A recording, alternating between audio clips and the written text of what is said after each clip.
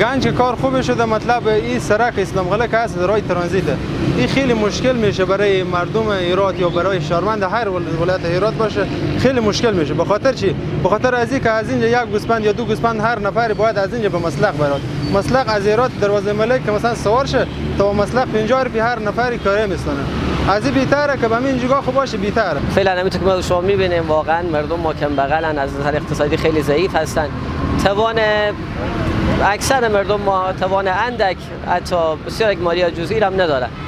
دیگه از دولت هم خواهش میکنیم که در عرصه وضع مالیات تا حد امکان برای مردم به حساب مهربان باشن.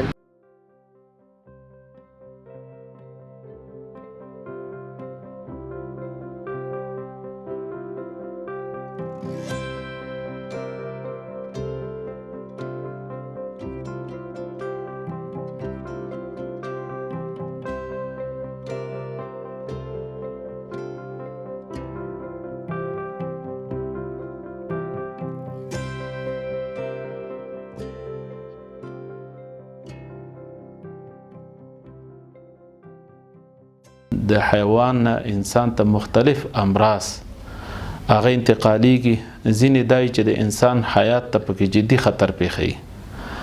همدا وجه ده چې په ټوله دنیا کې معیار دا دی چې هر ځای کې مسلخ وي د هغه په خوا کې باید ګنج اوسیږي، ځکه د مسلخ اصول دا دی چې دا باید مسکوني ساحې نه حد اقل 10 کیلومتره تر 15 کیلومترو پورې باید په فاصله کې اوسیږي. خوشبختانه اندغه معیار په هرات کې مراعات شوی دی. کشتارهایی که میشد حیوانات خودمرده به بازار بعضیا عرضه میکردن و حیواناتی که مریض بودن و مخصوصا امراض خطرناک زونوس که است.